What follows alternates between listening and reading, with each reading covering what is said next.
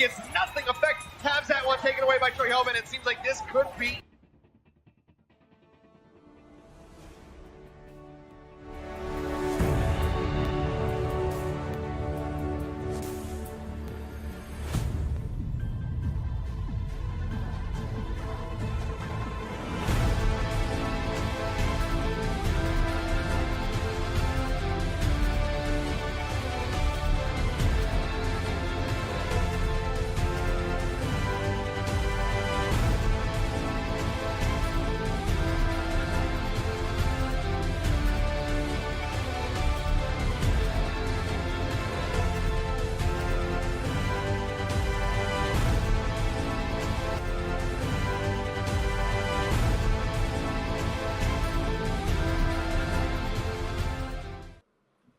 Hello and welcome to the Overwatch League Recap, a talk show focusing on the Overwatch League.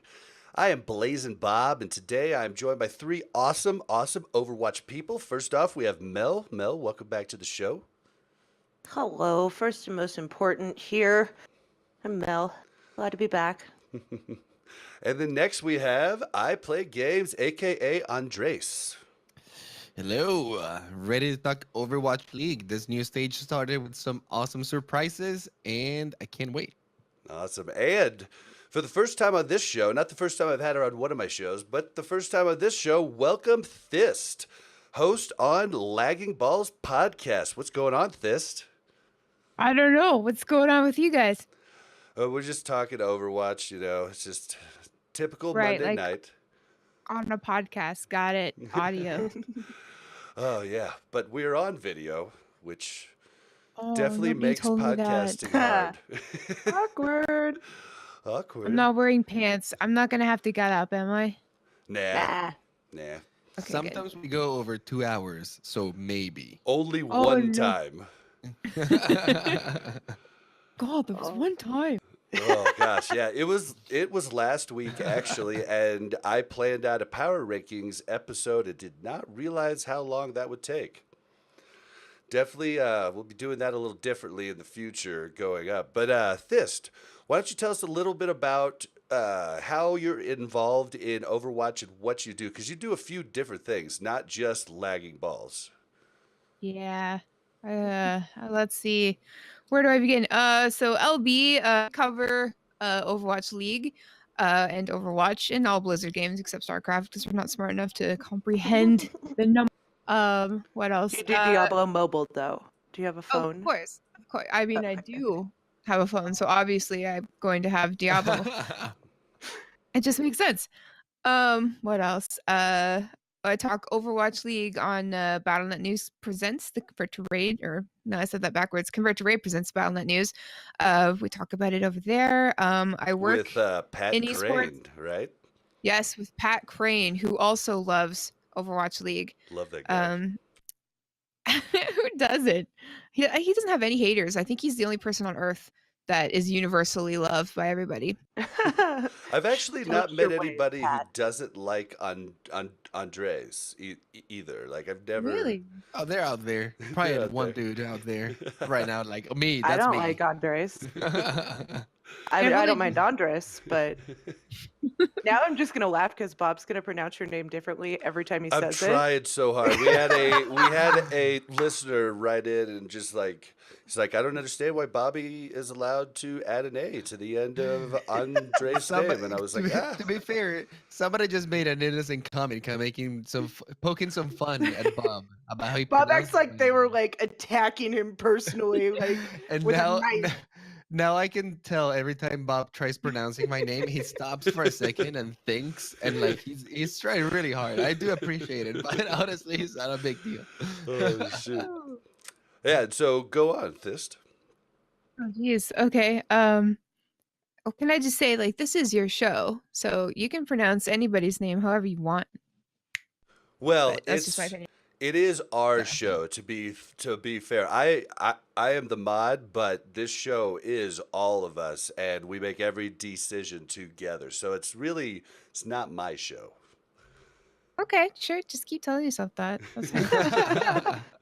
But yeah, I work for a company called Imagine. We work on a thing called Try Hard. It's on Snapchat. It's on Instagram. It's on Twitter. It's a media sort of listicle vertical, if you will. And we cover esports. And I try to cover Overwatch League specifically. And other Blizzard esports because I'm incredibly biased. But yeah, and I'm just a huge fan. So Well, you also got fanned out hardcore. Like when I was standing there with you at the guild hall for all the tryhard stuff. The guy was like, "And I really love tryhard." You're like, "That's us." yeah, that was cool. That was our first IRL fan.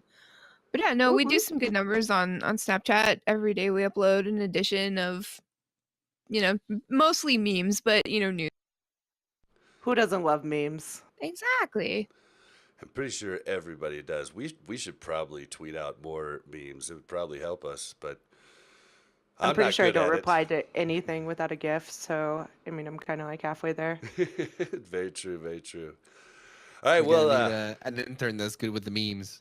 yes, yes. If you're interested Yeah. in a very much unpaid internship. Yep. I mean, we could use another mod. Silver Loki kind of has his hands full. So if anybody's interested in that, get a hold of us and the Omnic Lab Discord. Not that you can't do it by yourself, Silver, because you're amazing. Yeah, you're doing a good job. At the top of the show, I'd like to thank our recap producers, Shazir and Ridiculous Brent. Thank you guys so much. You help us keep the show going and help us go to new places, and we really appreciate it, along with all of our Patreons. Thank you guys. So tonight we're going to talk about all the team changes. We're probably going to go through those pretty quick, but if anybody wants to chime in on any of the team changes, feel free to do so at any time. We're going to talk a little bit about the meta change. There was a lot of different characters played. We're going to talk about the pertinent matches of the week.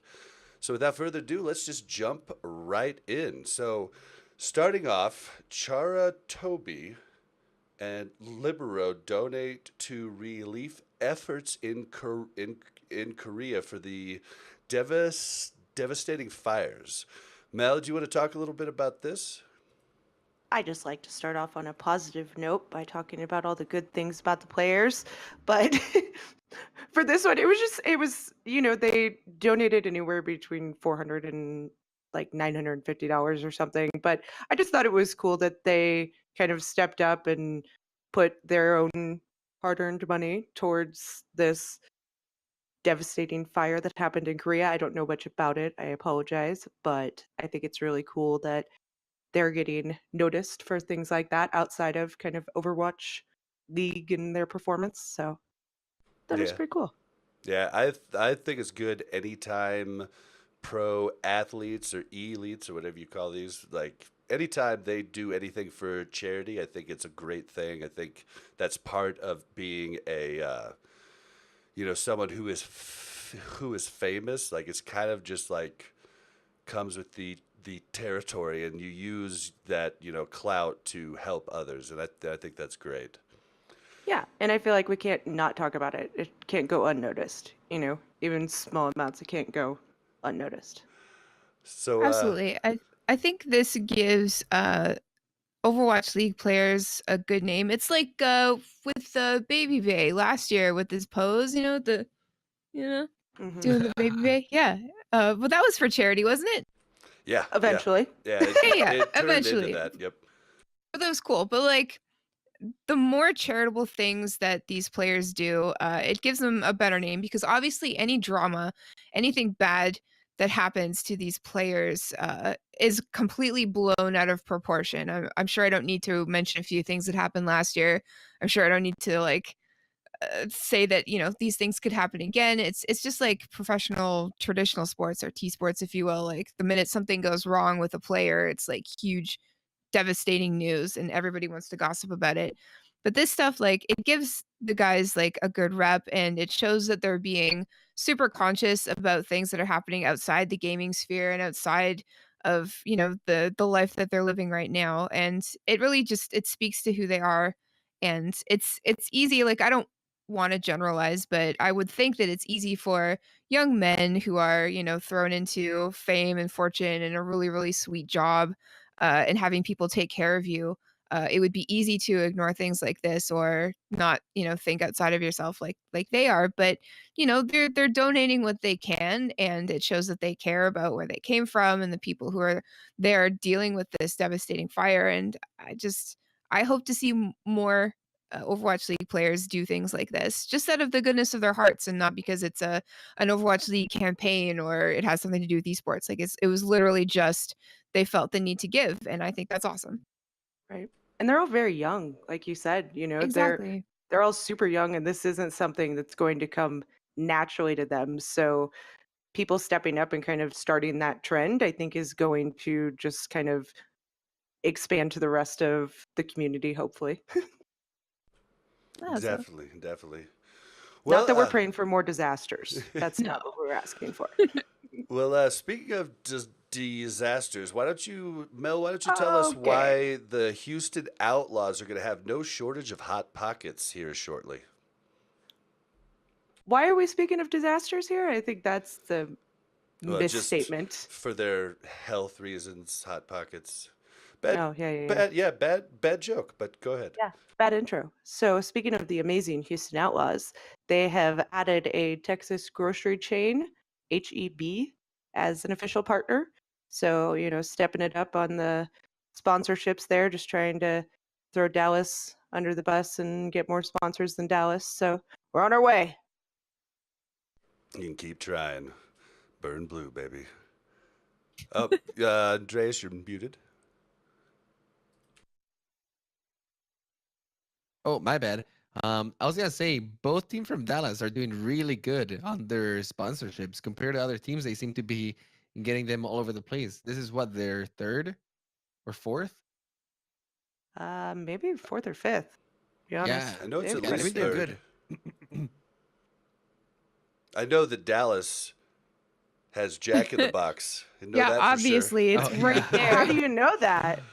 Oh man, if I It's could funny just- whenever like people wear that jersey, myself included, on a camera like this. All you can see is Jack in the Box, and it's like, nice Jack in the Box jersey. It's like, God, really nice. Oh, How much man. more do you think they got paid to put Jack in the Box right on their chest? A lot, but they Which get it. I for hope a it- free, lot. I though. hope a lot. They get free Jack in the Box anytime they want. I didn't even know what Jack in the Box was until I started watching Overwatch. Really? Okay. Working. It's I'm working. Canadian, so yeah.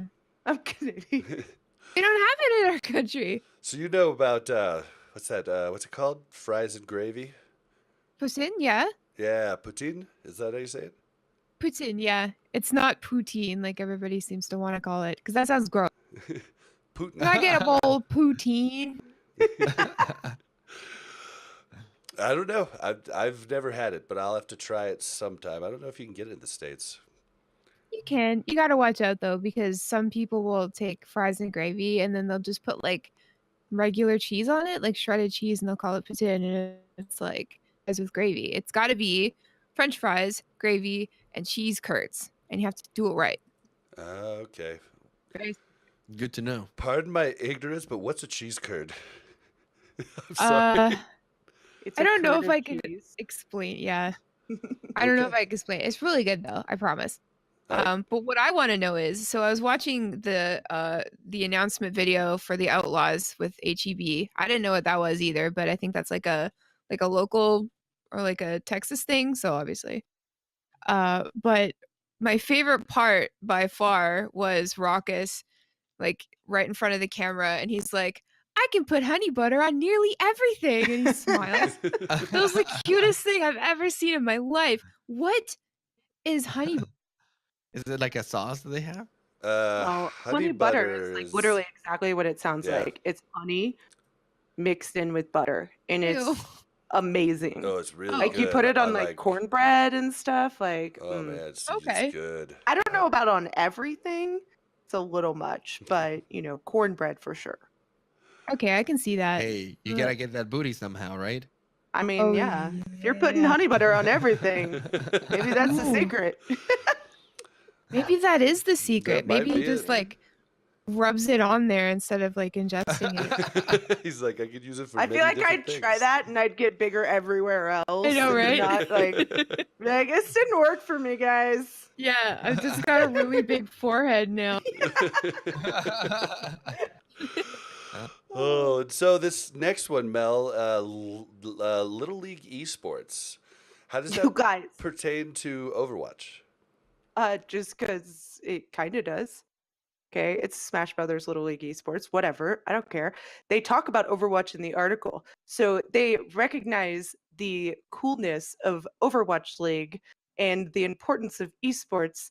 And how long have I been talking about we need Little League Esports? Because if we get Little League Esports, then we have these kids grow up in a team atmosphere, not a solo atmosphere. So they're used to that team cohesion and the coaching and listening to somebody else, not just themselves. And so I'm super excited. I know it's Smash Brothers, but it's like the first step. My question is, how little? Because I'm like 5'10". You think I got a chance?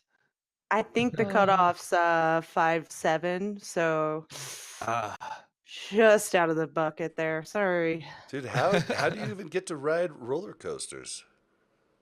5'10" is allowed. I made it kind of. I think there's a weight Oh, limit man. too, though, so he cuts it close on a couple of them. Well, let's But go yeah, ahead. that's Oh, go sorry. ahead.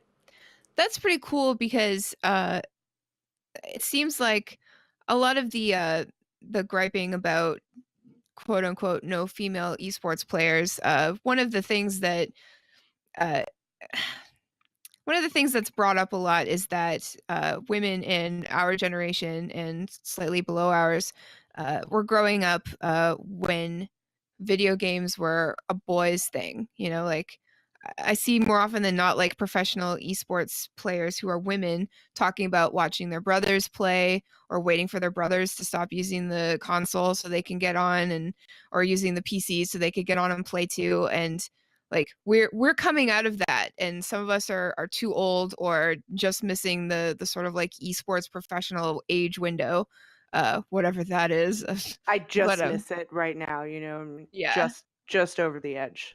I know, and it sucks, but this, like, if this becomes a normal thing, like, you know, where I'm from in Canada, like every little kid, boy or girl, goes to hockey, you know, or figure skating or just skating in general.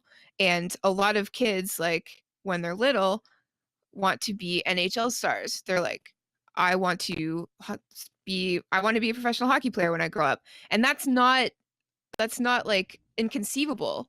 Like that's a dream that you can have, and your parents will support you and they'll drive you to the arena every morning, and you'll play and you'll play and you'll get better.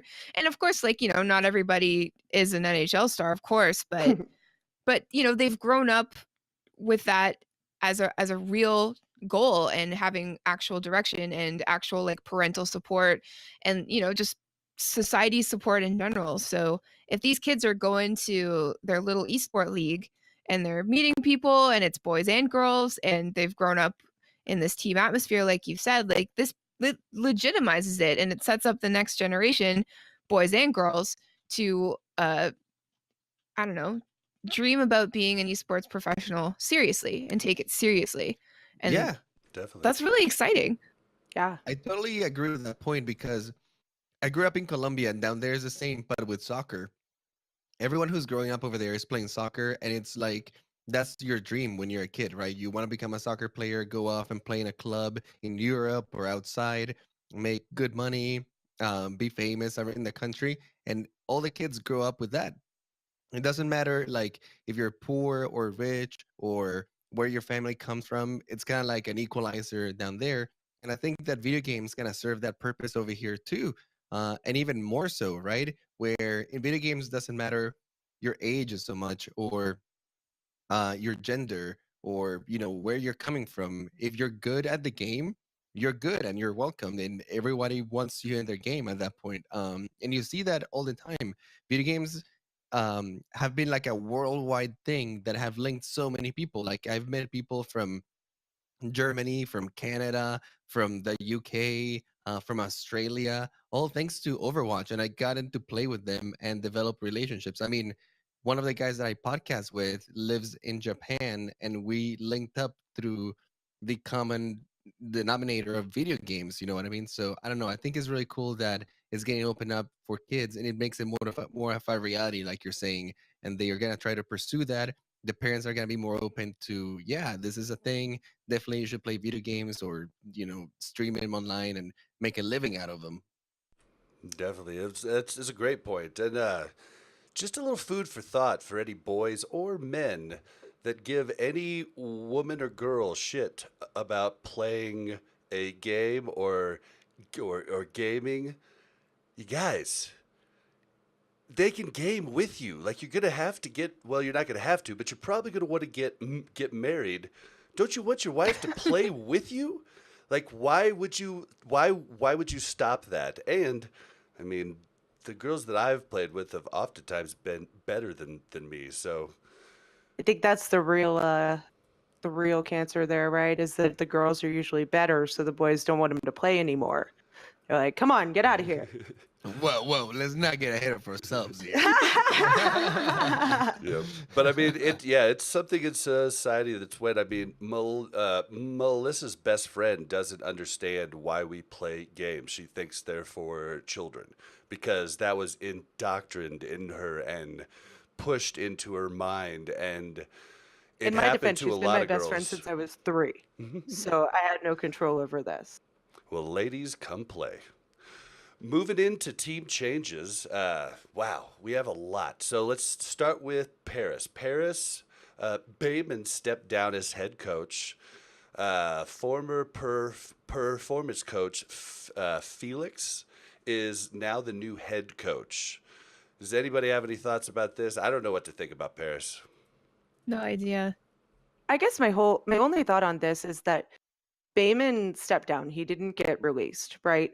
And so for a head coach to step down to become not a head coach sends some sort of red flags to me on one of two things. Whether he, one, knew he couldn't take this team the distance, he didn't have the skills, but even then, he's got a pretty sweet gig. Like the fact that he would be mature enough to be like, I know you guys aren't firing me, but I'm going to go ahead and step down. Like that seems weird.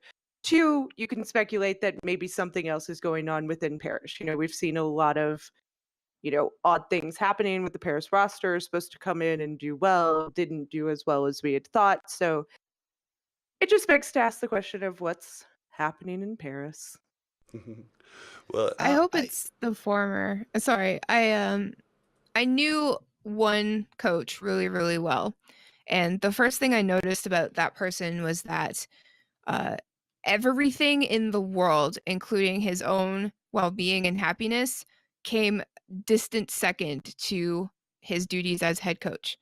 And that meant like relationships, personal time, energy, like things that he liked to do, family, everything. Nothing matters except his team.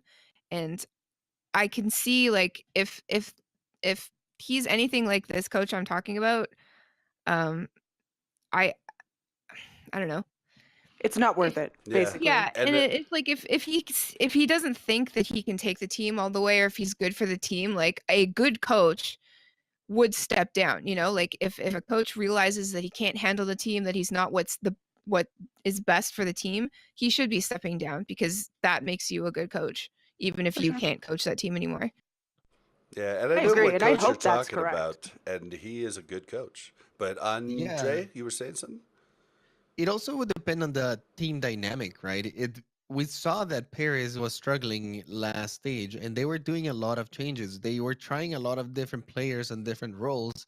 So something tells me that they didn't have a clear direction, and you never know what was happening inside, right? Maybe some of the players were not really responding to his coaching, or maybe they could see that he was a little bit lost and didn't know what to do. I'm just speculating here, right? That couldn't have been the case. Maybe it was the other way around. He was trying to implement something into their players, and the players were maybe lost at trying to do it, or other way around. But maybe something wasn't working, and he noticed, they noticed, And instead of him being the dead weight and waiting, for them to be like, hey man, we're gonna have to let you go, he maybe took the high road and was like, listen guys, I think you can do better with somebody else. I'm gonna relieve myself of these responsibilities. We've seen that even with players, right? Like Siegel and the Fran, where their hearts were just not into the game anymore. We just saw it with Effect, and I'm sure we're gonna talk about it later, but the fire runs out and you can't help it, right? And at that point is your choice whether you keep sandbagging your team there or you part ways. Yep, To yep, be definitely. to be honest though, one last thing. To be honest though, I think it helps his career more. If he realized he wasn't at that level, then him being the head coach of Paris doesn't allow him as much opportunity to learn from other people, right? So joining a different team, especially a team with really renowned coaching, is in his best interest to becoming a better coach and maybe getting back to that level rather than crashing and burning Paris down and then not having another opportunity, Yep. Not that he Or it would could have have. been, it could have been completely unrelated, right? Like it could have been family thing. He has to go back to France or something. I don't know where he's from. Well, no, he joined Fuel. Oh, then never mind then. Yep. Yeah. So that actually moves us to our next one, the Dallas Fuel, Coco, who had been a player last year, didn't see much play. He switched over to the tank coach for the Dallas Fuel over the off season, and then he decided to retire. And he put out a video. It's on the Dallas Fuel YouTube if you want to see it, and it's actually really kind of sad but heartwarming at the same time. I mean, the guy is just he's just a really good guy, and like he just lost, just like you were talking about, he lost the flame. But with him stepping down, Bateman steps in as the new tank coach for the Dallas Fuel, and RCK gets traded for Note to the Boston Uprising, and Effect retires from the Overwatch League. So there's a bunch going on with Dallas. I'm sure Thyst probably wants to jump in on this one. Sure do. Ugh, I'm burning blue all day and night. Burn blue, Um, baby. blue, baby. Um, so as far as Effect goes, honestly, I kind of saw this coming a long time ago. He just never seemed happy, I guess. And I didn't want to judge him on, the way he looked on stage or the way he acted in their weekly videos or whatever. But he never seemed happy in it. And I thought maybe it was, a homesick thing, and I think it was at one point. Um and like we know now, he's been dealing with some mental health issues, which, makes total sense.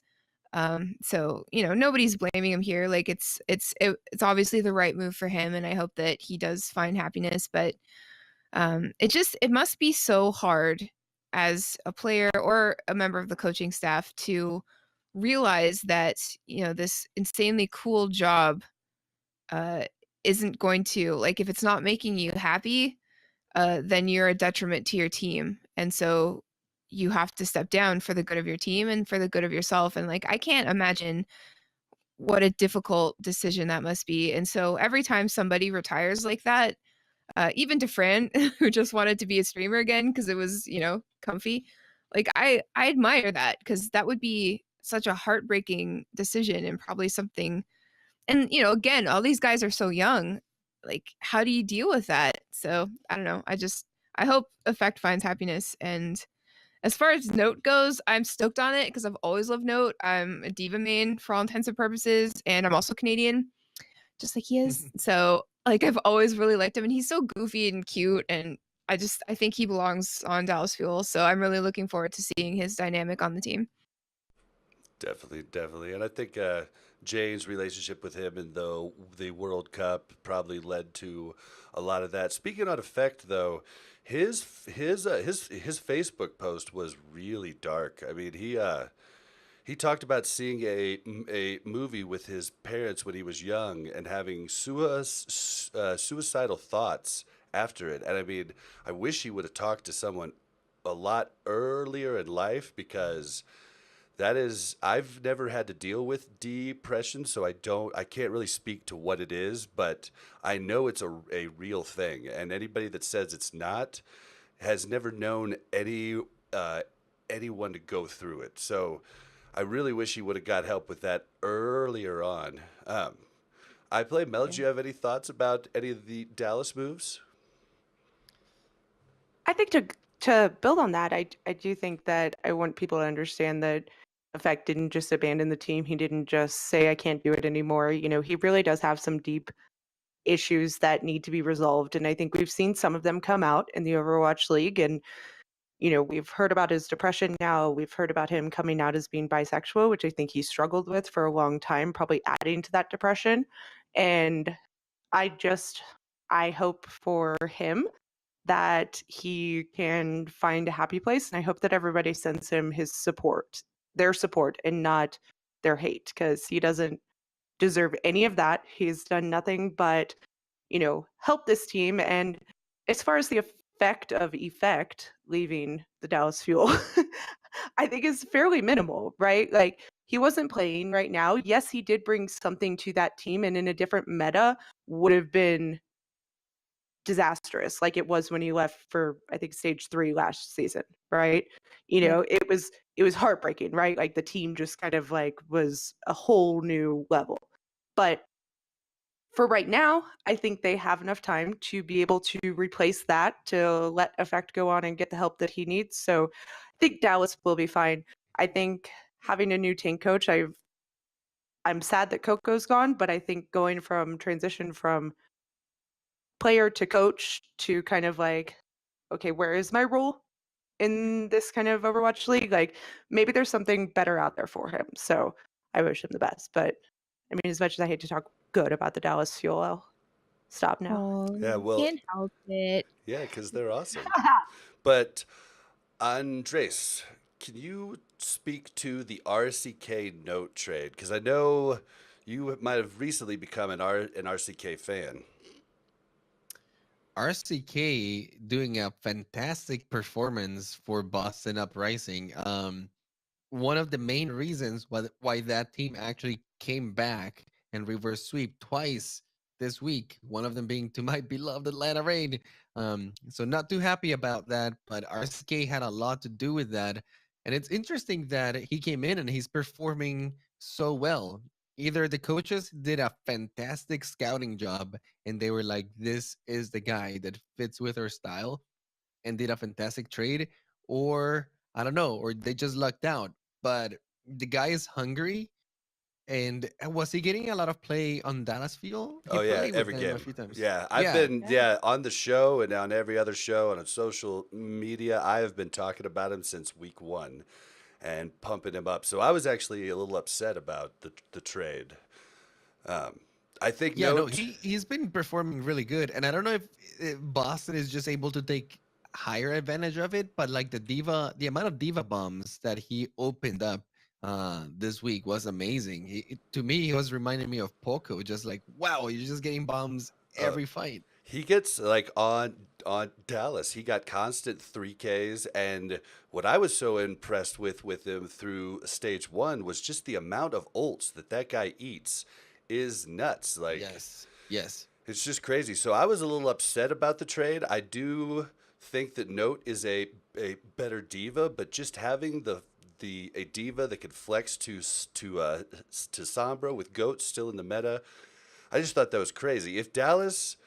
Oh yeah, RCK had been playing a ton of Sombra for Dallas Fuel. That's Yeah, why yeah. it wasn't like registering. Yes, of course.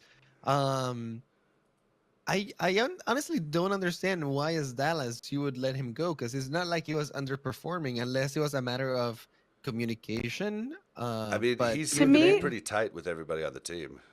this seems like similar to what the Custa Unco trade appeared like at the beginning, right? Like everybody's like, what? Why would you trade away Custa? Custa is like your voice. Custa's are really good at his position, right? They trade him away for Unco straight up, and you're just like, I just don't get it on both sides, right? And I think this is a similar thing. I think Note is going to bring something different to the team that RCK didn't, and RCK is going to benefit Boston more than he benefited Dallas. Not that he wasn't good on Dallas or that he wasn't a good fit, but I think it was a good trade for both of them. It's just right now I don't see exactly why.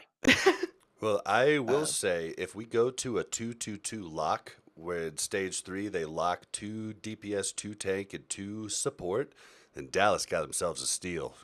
Oh yeah. Oh, I don't think we're gonna see 2-2 anywhere near this whole entire Overwatch season. I Come play. on. Please don't ruin the I'm hope. Get dude. out of here, I Please play. don't I'm ruin the sorry, hope. but Don't I was 2-2 so would beautiful. require such huge balance changes that there's no way they would do it in the middle of They've the year. already started all the balance changes. Like you've No, seen I'm the saying like trillion. even more balance changes because Oh, think I about know. it. Like Brigitte right now is great with 3 healers. Alone by herself with another one, rather okay. I'm talking about that type of balance changes. Yeah, I no, don't I think know. anybody would be upset with seeing a little less of Brig for a little while. We can wait on that rework. You know what I mean? She's That'd be not the fine, only actually. missing one, trust me.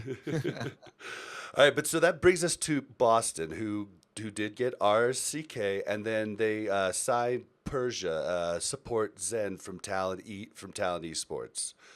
So let's move on to the next one. We already talked about RCK and Note quite a bit. Let's talk about Baby Bay getting signed on Atlanta Reign and FRD from Gladiators Legion. He's an off tank. I guess he's supposed to pronounce his name Fried, but it looks more like Fred. And FRD actually makes the most sense. I wanted to call him FRD it Fred the whole is. time. I was really annoyed that they kept calling him Fried, but that's fine. Just, whatever. It's gonna be Fred. Yeah. We Just like can we I'm Wrecking just okay Ball with is that. continue to I'm call okay him with that. Fred? We're just gonna call him Fred on this show, okay? Baby I don't have a Bay problem with that. and Fred, though. Interesting changes. I thought Daco was doing an okay job. I mean, he wasn't doing any RCK or Poco Diva style, but he was holding his own and he was doing a lot of plays last stage. I'm surprised he didn't get much play this game. Actually, I'm not too sure if he got any play on the match against London Spitfire, but I know for a fact that he got 0 play on the match versus Boston Uprising, and they preferred Fred or FRD, how you guys want to pronounce it, over Daco pretty much the whole time. Same with Baby Bay. He had initially a great debut. The first map that he played, it was amazing. It was like, oh my god, Baby Bay, if we might be Baby Bay's okay. back. Then after that, some holes started to show up, and you could definitely see that he either is a little bit rusty playing in the big stage, or he needs to brush up a little bit on his Zarya positioning, and definitely his Sombra creativity. He was doing some plays that were a little bit too obvious, I think, for the enemy team. And at that point, just EMPing the enemy team is not enough because they already expect you to do that. You know what I mean? They are so ready. And the times that I saw him EMP the team just straight up, it was always like a Lucio some barrier came over and nothing happened, or they just disengage and it was okay. So I don't know. I think that he's great mechanically. He does need a little bit more gelling with the team and, maybe practice on those setups. Yeah, I think maybe the reason they brought Fred in is because he's another diva that can kind of flex over to Sombra. I don't know how good it was, but that might be their line of thinking. But I thought Maybe. the Baby Bay trade was great. I mean, Baby Bay, for being one of the most confident people I've ever met. When you talk to him in person, he doesn't come off as arrogant. Like, he comes off as a nice guy that's super confident. And it's the weirdest thing because most of the time, with that level of confidence, it comes off as super arrogant. But No, he has a good balance. But yeah, I think that he does portray highly himself, or he likes showing off a little bit. Well, why shouldn't he? He's been like Yeah, kind of the why not? face of the team for so long, but you see him everywhere except the stage during game time. And it's like, cool, where's Baby Bay? And so I don't know, I'd like to see him play more. I can't even really speak to his play style because I don't see it very often. So I'm excited about this. And I love the promo video where he just he's sitting facing away and then he stands up and he's got the jersey on and he's like smiling. I think this is going to be good. I will I think say he's a good Atlanta doesn't have addition. the best flavor. Sorry, Yeah, no, I was just gonna say that. I think he's a great addition to the Atlanta like atmosphere, right? Like he's totally one of those guys that'll just fit Yes. in with the meme team and like all of that. I do think that Atlanta centered around Dufresne and they're kind of in this like, oh crap, what do we do right now mode? Because they're just making all of these changes everywhere and like putting in X, Y, and Z. And it just needs to calm down a little bit for Atlanta, but I think Baby Bay will be a good addition. Fred, I don't know. I don't know anything about Fred, but I thought Yeah. Daka was fine. He didn't impress me like every week, but he didn't like stand out as like a horrible diva either, you know? Well, and Baby Bay, I mean, gets to reunite with Dog Man, who's a former teammate of him, and then one of the coaches, I'm blanking on the name, but one of the coaches is one of his former coaches too. So it was kind of like Sepe. was it? Sepe, right? Yeah, yes. So and man, in stage one last year, like Baby Bay rocked the house. Like the guy was one of the best soldiers. He played a great Genji. He played a really good Pharah. I mean, like the guy can do a lot and wear multiple hats, and he also shot calls, which is a little weird for a DPS, Wow. but like that's still, I mean, more vocal as long as it's not too much is good. But I think it was a great I think the thing. guy is great mechanically, and in the games, he looked great mechanically. It was more the mistakes that he was making were a little bit more subtle. And when I say mistakes, it was just some position stuff or misusage or of abilities, for example, dying to the diva bomb. Like you don't see guys like Seo Misu from Vancouver Titans or Sinatra dying to those things very often, right? But he was. So that's the only thing that I saw. But overall, I think that once you give him some time to be in the team and for them to establish a plan, I think it's gonna be looking good in it. Yeah, yeah, definitely. So, Washington Justice release coach O Basil OW.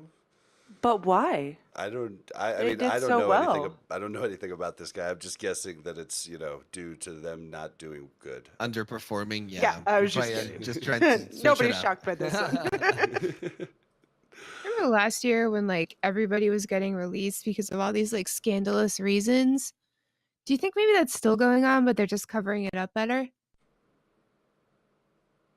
Yeah, I mean, maybe. I mean, No, if I I don't think think it's I yeah, don't still think gonna they're get Conspiracy out. theory.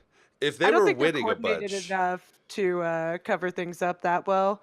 I think we still have some good leakers in the scene that could get us that information, but True. I feel like I feel like people are getting fired now for more common sports like instances like your team sucked stage 1, you're our scapegoat. Whether or not it was your fault, we got to make a change and we got to make a big one and you're it.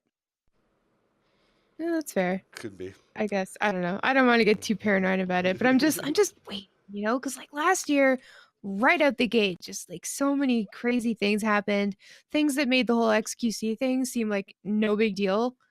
Uh, and it's just like I don't want those things to happen, but it's just I feel like season 2 is like a veritable powder cake ready to explode of something terrible happening.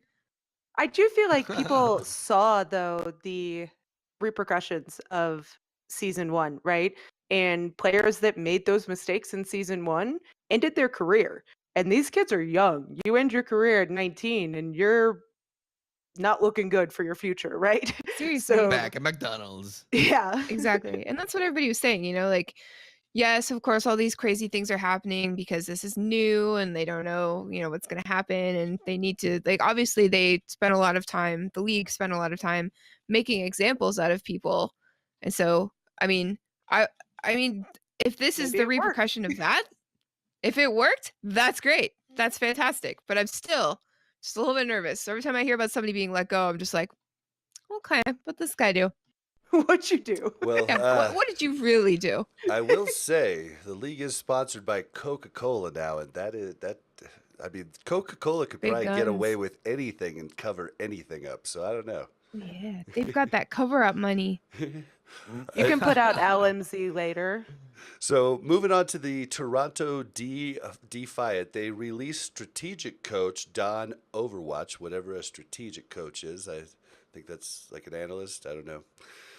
Stellar retires from the Overwatch League for personal reasons. And then they sign I am 37, who was a path to pro player and just kind of signed out of nowhere and looked pretty good day one. Look good is an understatement. The man was tearing it apart. Toronto Defiant roster actually looks really good for this meta. They're flexible. They can play goats. They can play as a team and together.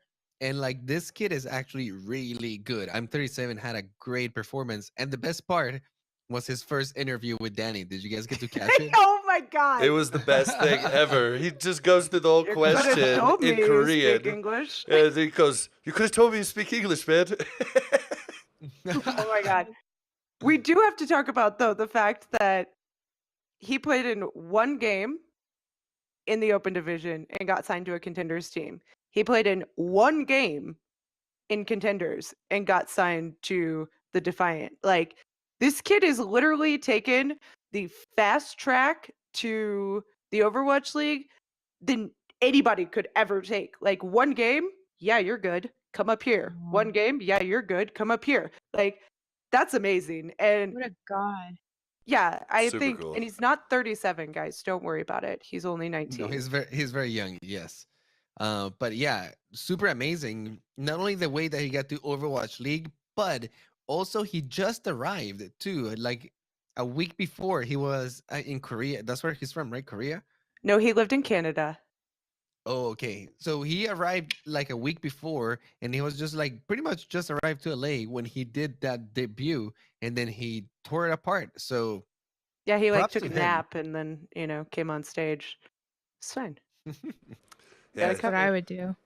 he looked pretty cool. So Overwatch path to pro players, it can happen to you too. Keep grinding. Yeah, you just gotta play like that. Oh, so the Florida Mayhem do a big shakeup. Like they just completely kind of out of the blue, at least for me. Maybe they've been talking about it, internally for a long time, but they just brought up McGravy. They just brought up Apply, but they decided to go full Korean on their roster. They released head coach Mineral. They signed Sangmin Insight. Oh. Oh, okay. His names are rough. As an assistant team manager, and Andrew Korean Mulan Kim. That's the best name ever. They really is. promoted the translator MDS to team manager, and Apply McGravy and our boy Tavik, aka Pluppy, no longer have a home. I thought this was weird. What do you guys think? I think it's something that I feel like this is showing how disjointed the Florida Mayhem management is, because I'm sorry, don't sign a player like McGravy and then 2 weeks later come out and say, never mind, we're going all Korean, right? Like, you should have seen these barriers coming before they happened. And if you're just now making this decision, I don't understand why you were signing North American people few weeks prior, right? Like, it just doesn't make sense to me. I feel like they've got a lot to figure out. Granted, I think they're headed in the right direction. I think this was the right move. It was just the right move that needed to be made in the off season between season 1 and season 2, not between stage 1 and stage 2 of season 2. I think right now it's going to put you in this whirlwind of, okay, maybe you won't be the worst team, but this decision very easily could have been made in between seasons with a lot more Easily. prep time, and they could have come out much better in season 2. I think that right now Florida Mayhem is taking the award for the least improved team out of the league. Like even Shanghai Dragons are looking much better than Florida Mayhem this year, and they are coming from the worst spot, right? Florida Mayhem has been stuck at like the second worst for a long time, and thankfully for them, Washington Justice came into the league this season And the because Valiant. it went okay, and Valiant having that is horrible start too. Um, but aside from that, they just look like a disjointed team, like you said.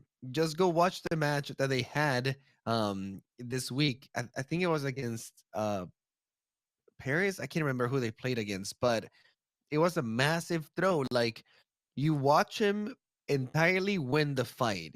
Um, their Widowmaker pops off, and it's like overtime. They're completely like coming together finally. I'm like, oh my god, Mayhem is not gonna give it up finally. And they win the fight. And then as soon as they win the fight, what do they do? They just step out of the payload and run the overtime over and just literally throw the game. After they do the hardest Poor part, Zephyr. Yeah, that they're was just let against it Poor go. Zephyr. that was against the Philadelphia Fusion. That was Yes, interesting. against Fusion, and you can see C9. Fusion just laughing on their side. They literally can't believe that they got handed the win like that because they lost the fight. Like Mayhem had the chance to like maybe complete the map, and they were just like, no, never mind. In their defense, though, this is a brand new team for them, right? Like not brand new, but there's a lot of new components, and they're speaking a different language, but now they're all speaking the same language, so that's good. But there's still going to be those in-game calls that people aren't aware of, right? Or like things like that. So I can't blame it all on Zephyr. Maybe somebody else said that they were on the point. Yeah, or Maybe he just just got just like ADD. I don't know. It's not a in-game one calls. it's not a one player fault. Like that was a team mistake. You know what I mean? Somebody should have been like, you on the payload at all times. Do not move. Yeah. Well, but I mean, like, once a team plays together for a while, like, calls start getting made non-verbally. Like, basically, they get comfortable, and, any of you guys that play Zarya with my Rhine, like, you guys know when I'm going in without me even saying anything because you're just used to playing. So I think they're missing a little bit of team cohesion here to start with. To be fair, I do think Poco had something to do with it because during the comms after the play happens, Poco is like, guys, I forced him off the payload. So he was kind of like No, claiming it was Boombox. victory or Boombox. Somebody was claiming like it had been them the reason why they stepped out the payload. So whatever they Yeah, did, he was trolling. somebody messed up though. Somebody messed up at that point because you definitely should not let it go because of one player that didn't even get a kill. I'm pretty sure Boombox was just taking credit for something that nobody else realized had happened, right? He's like, you guys, that was me. Maybe he was joking. I got Maybe that he was one. joking. But yeah, there was a horrible mistake. So I don't know. Florida has a lot to improve, both from maybe organizing their roster to what their strategy is, because they definitely have the mechanics. Several times they were winning the fight against Fusions, but just giving it away on the silliest mistakes. Fusion, not fusions, just to clarify. Yeah, Fusion. Sorry. He- Fusions is in my head because He that joined kid the is wrong amazing team. too. He joined the wrong team. You know what I mean? I But- mean, how much more awkward would it be to say fusion from fusions? Or fusions from Fusions from fusion? fusion? Yeah, no. Sorry. Change your name. Well, but the biggest news of the entire week was the Chengdu Hunters. And Mel, I'm going to let you take this because I know you were super excited about this announcement. Okay. Well, you guys, they put out an announcement on Twitter that they were Who? not adding the Chengdu Hunters. They put out an announcement that they were not adding anyone to their roster because they didn't want to feel left out. There was just so many announcements. I just thought it was hilarious. That is so cute. Oh my They're god. like, roster announcement. We are adding no one. But we We didn't don't want wanna to feel feel left left out. Yep. So cute. God. Chengdu And how can Hunters you not just love the winning Chengdu the Hunters? crowd. Right? Like one after another. You just They're get not me. they're not going for the league trophy. They're going for the crowd trophy. They got Yeah. it.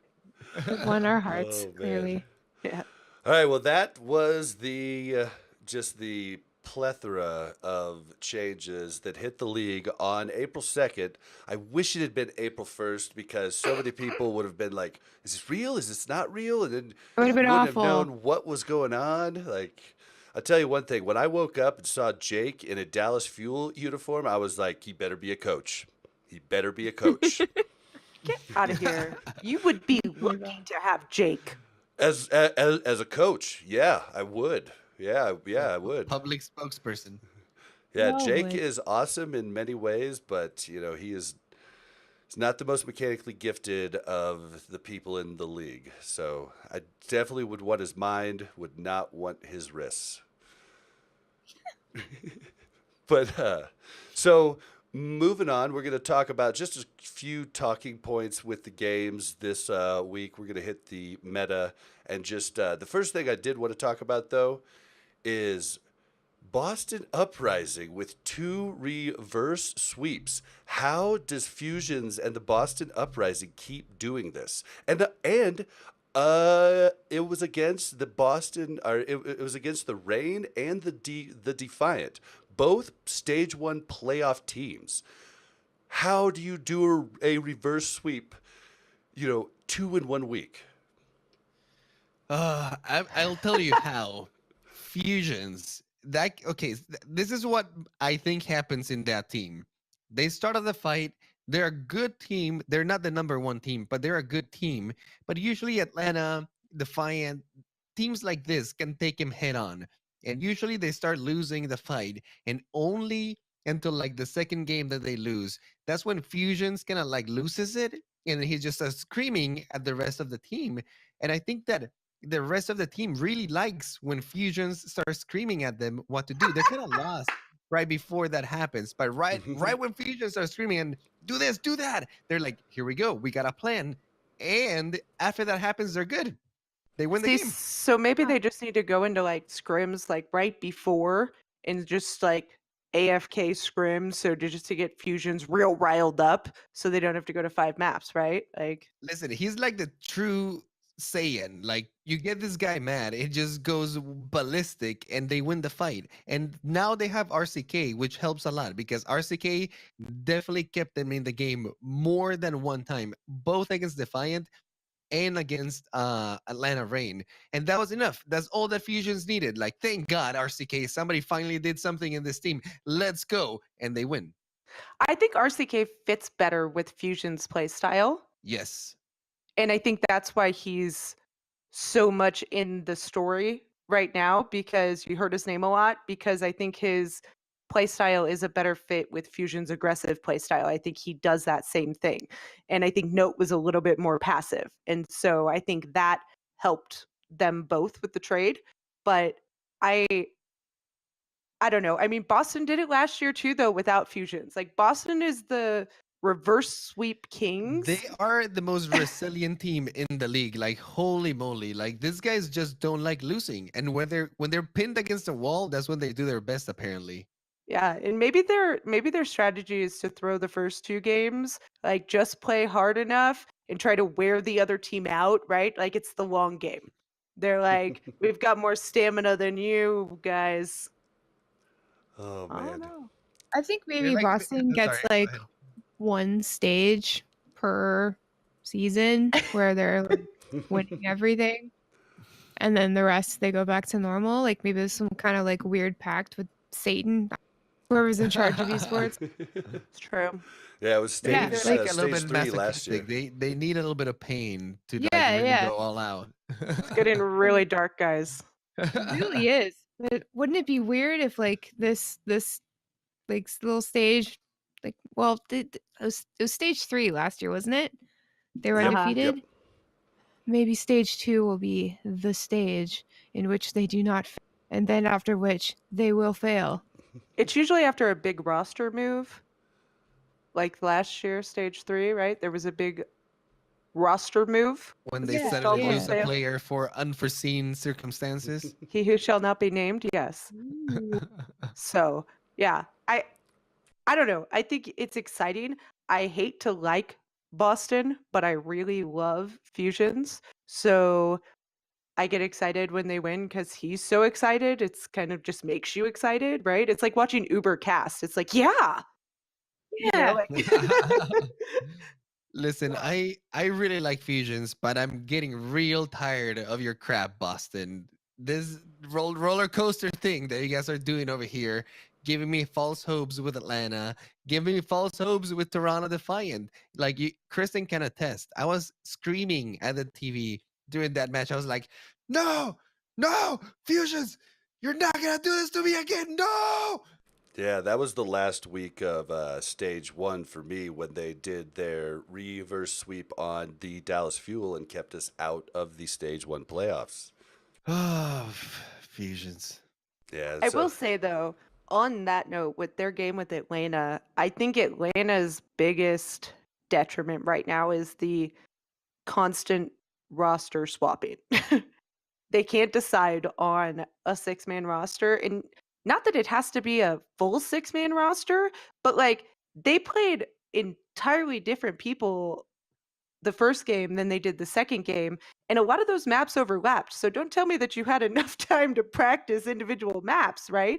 So like I'm not sure what is going to be their bread and butter, but I don't think it's the wishy-washy like trying to get somebody in for a game, trying to get somebody else in for a game. I mean, they played FRD, Baby Bay, and Enlair like swapping in and out, and then they put FRD in full time and swapped out Baby Bay and Enlair. And then against Spitfire, they played Kodak the entire game, and then against Uprising, they played Dogman the entire game. Like, I just don't understand where they're coming from on some of these swaps, or if they're just trying to figure it out. Maybe they're just trying to figure it out without Fred. yeah, I think that's more likely. The other thing I want to talk about is so 7 of the games this last week, 7 of the 16 games, almost half were 4-0s. NYXL, the Eternal, the Hunters, Spitfire, and the Titans all took 4-0s, and the Shock 4-0'd 2 people. So the Shock really want everybody to know that they are still for real. Shocking. So, what did you guys think about this? Do you think it's good for parity for the league? Because I'm not so sure. Listen, Shock played Valiant and Charge. So like let's not go, praising high horses here. The Eternal also beat Charge 4-0. So like I'm just saying. To be fair, though, they did go against those teams, but they obliterated them. It was not like, oh, maybe they have a chance. Shock is playing okay. It wasn't. No, it was like Shock is playing at another level from these teams. So Yeah. I think I they are agree. definitely They're sending on a a message different there. level. They're Yeah. on a different level than those 2 teams. I'm just saying, like, even give them some mid-tier teams and let's see if they can pull it out. Because we saw them waver last stage. Yeah, but we haven't seen it yet this stage. So we are running a little short on time, but there's one last thing that I wanted to talk about, and that is the meta. The meta has shifted quite a bit. So you've got down here Winston Goats was the highest pick rate, but when looking at the play rates, Winston was chosen in 34.9% of the matches, and Reinhardt was chosen in 34.7. So a 0.2% difference there. Ryan is still according to week 1 still in the meta, but boy, we have some new players. We've got Wrecking Ball up to 20%. Mercy's up to 20% percent. Farah's up to 16.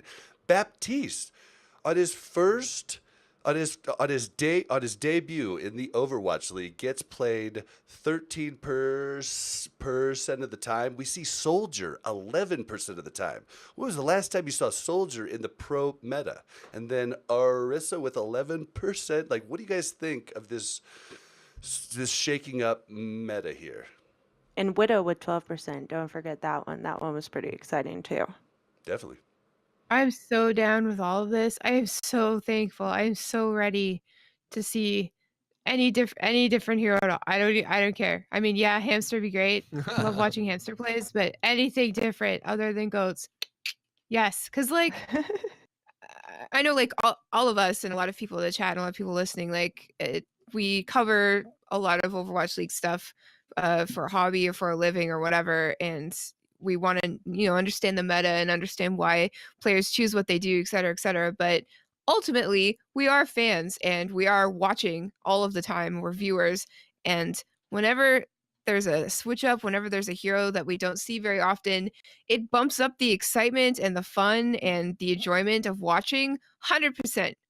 Like, the first stage when a Torb came out or a Symmetra came out, even when Sombra started coming out, it was just yeah, it was great. So I'm totally down with all of this. Yeah. I think. Go ahead. Oh no, I was just agreeing with Thyst. I think for me, I love the fact that the extra percentages are more than just the Chengdu Hunters, because I'm pretty sure they were the only ones increasing the numbers on any other heroes before this. But I love the fact that we're seeing more swaps, and it's not. Yes, we still see a lot of Winston goats and Rhine goats, but it's strategic as to when they're not playing that, right? And we get to see Widow come out and click heads. We get to see Pharmacy come out and, go Pharah versus Pharah, which we didn't get to see that last stage, right? Because it was just Jinmu. And he didn't have another Pharah to shoot at. So now we get to see that. And I think that's cool. I think, what's not listed here, I think Bastion was at like 9%, right? Like the amount of Bastion we saw from like high level DPS, I was like, that's not okay. We can just X-nay that one because that's going to be a terror. But I love the variety. I love the fact that we're not always seeing Zen and goats. Sometimes we're seeing Moira. Sometimes we're seeing Mercy Anna, two main healers, right? Like there's so many variations right now. And I feel like it'll get more and more solidified throughout the weeks. But I do think that we're in a meta that is not going to be a constant 6, right? I think, yes, there will be points and there will be maps that players are better at or characters are better at, but I don't think we're going to be in a meta where all of a sudden it's Pharah, Hamster, whatever. Like, I don't think that's going to be the thing. Definitely, and I know iPlay has some serious thoughts here. You know it. I've been watching a lot of Overwatch League this week and thinking about the meta a lot. And I am really happy, like you guys, about all the heroes that are coming out. It's been a pleasure to watch. Just watching teams like Toronto Defiant just play a huge number of composition and play them really well. It's really fun. That being said, though, goats is definitely not completely out of the picture, and I think that we might start seeing more goats a little bit again. I don't think it's gonna be as dominant as in stage 1, just because in certain maps you are gonna be able to outplay the goats with mobility, and using things like Pharah and the pharmacy.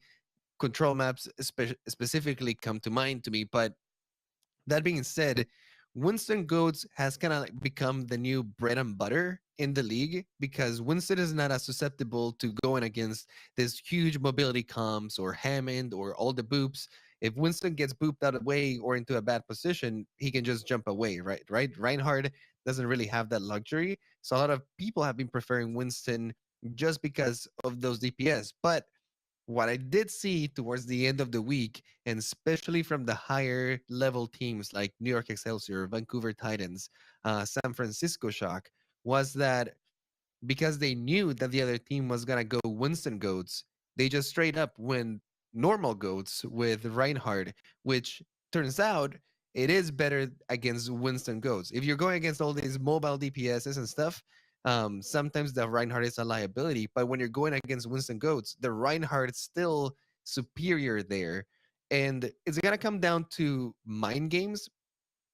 But I think at the end of the day, if you're a team that is excellent at Reinhardt Goats, like San Francisco Shock, and you're predicting like they might go Hammond triple DPS, or they might go Winston Goats, and you just go your regular Goats, and they go Winston Goats, and then they have to swap. You're already winning that fight. If they go the Hammond Goats, or not Hammond Goats, but Hammond triple DPS, you still have a chance to survive with your high level play of the Goats. So some teams at the end of the day might just be like, you know what? Let's just not take the risk and just go Reinhardt Goats anyway. So we're not behind an old economy, and we'll just play what we know how to play.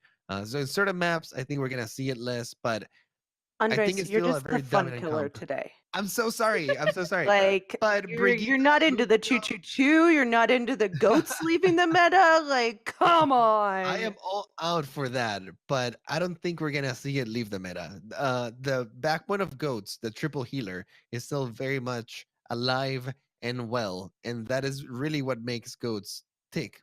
Plus the enormous health pool, but you can still get that with what you have right now. I think, to be honest, though, I think we're going to see the high ranked teams adapt the slowest. Because if they can still win and not learn a new meta, why wouldn't they? Right? If they're still just better than another team, even if the other team is on a comp that should beat them, but they can still win that game, they're not going to change until they're forced to change, right? It's up to the mid-tier teams to take the reins and listen. Chengdu Hunters are 2-0, and I am a believer. Yeah. I Don't no, ever stop believing. I definitely agree with you. If somehow the mid-tier teams or the teams that are not the number one are able to beat Reinhardt Goats with Winston Goats, you're definitely going to see a huge No, change in they're going to meta. beat him with Hamster. Or Yes. with Hamster. Space Hamster has come They to have to Earth like to take over. but it has to be Peaks like are full of seed. consistent. They have to be able to consistently Hamster beat online. Reinhardt Goats with the Hamster. If this Listen, doesn't happen, Ghost is still gonna be there. if you can put Chengdu Hunters against Vancouver Titans every week, I think we could see it happen. Just consistency. I do have one follow-up question for you, Dre.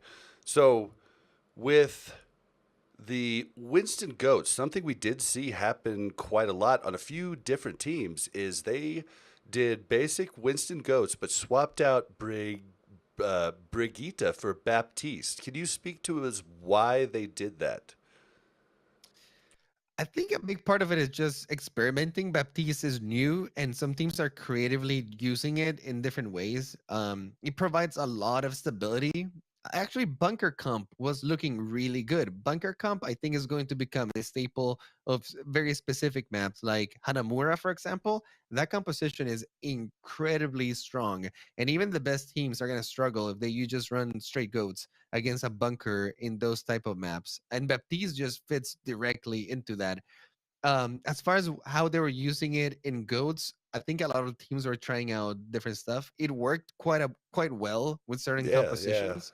Um, the thing with Baptiste is gonna come down to not so much his kit, because his kit utilized in the right hands, it's really good, but it's gonna come down more to what do you lose by bringing Baptiste?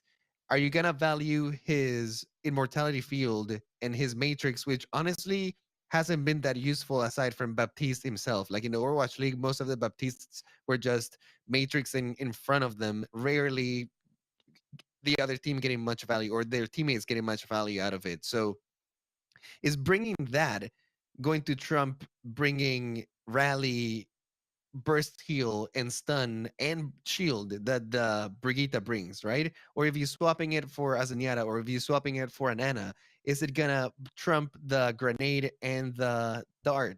Is it gonna I trump think Transcendence and Discord Orb? You gotta weigh those things. Baptiste isn't about his ult, though. Baptiste is about his ability to sustain during a fight, right? Because with the 3-3, it's if you're going against high damage dealers that can outlast you, you will die. You don't have enough burst healing to last, right? Like, you don't have anybody that, what's her name? Brigitte's heal is on a On a long cooldown? duration cooldown, right? I This think is it's like 6 seconds. six, like six. Yeah, Yeah, it that's not feels super like an long. eternity when you're playing her.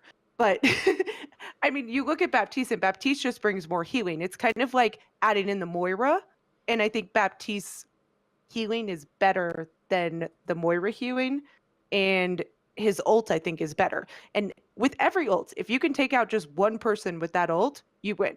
And I think Baptiste can take out one person with that ult solo. He doesn't have to use it on anybody else. He can just use it in front of himself. His, Or he could use it soldier to gun is. he could use it to burst heal a graviton surge too. I think that he just adds mobility, and I wonder if that goat's change was in anticipation of a lot of DPS. So therefore, they figured that Monkey would be bringing the fight to them, and they can throw the invulnerability shield or the grenade and heal up the Monkey, whereas Brigitte needs to run up against another, not goats comp, but just a what the heck do you call it? What do we call big tank comps before goats? We called Triple tank? something ball. It was Death ball? Yeah. So like if Brigitte can't get a swing off, then she can't start her heal going. So I just thought maybe it was more to that. But we have run out of time, guys. We're gonna start wrapping up the show. I'd like to ask everybody to join our high noon pick'em. You can find the link in the show notes. If you want to find us on Twitter, you can find us on Twitter at OWL Recap. If you want to write something a little longer, send your emails to contact@owlrecap.com. You can also find us squatting in the Omnic Lab Discord. It's a great Discord that has more than just competitive. It's got all kinds of strategy. It's got looking for a group. It's a big community, and we encourage you guys coming to join it. You can join us at discord.me/OmnicLab. Also, game night this month is going to be on the 26th. So make sure you are a member of the server so that you can join in on that. It is open to everyone, no matter what your SR is. No one will be mean to you. Just come play with us, and if anybody's mean, let us know. Also, we stream live every week on Twitch at twitch.tv/AlRecap, and that's usually at 10 p.m. Eastern, 7 p.m. Pacific.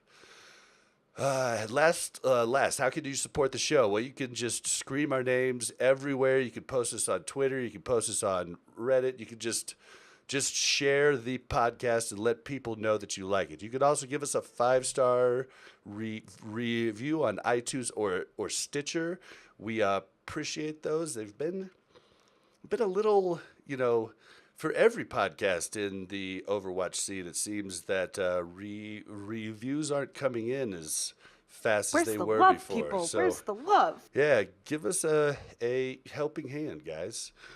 Also, if you feel compelled to support us even further and join people like Ridiculous Brent and Shazir in being a Patreon, go to patreon.com/AlRecap. Even $1 helps make a difference in these podcasters' lives. All right, Mel, where can we find you?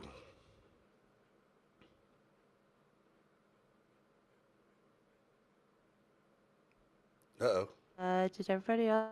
The Oh, we're running into a little technical difficulties. I'm going to switch the server, and then we're going to try this over again. All right. Okay, Mel. I'm back. Maybe it's Discord. Yeah, I just switched servers. Mel, where can we find you? Hi, you can find me on Twitter at MelOverwatch. Awesome. And Andres, where can we find you? You can find me on Twitter at iPlayGames. You spell that IPLAI Games. And the Queen of Blizzard, where can we find you?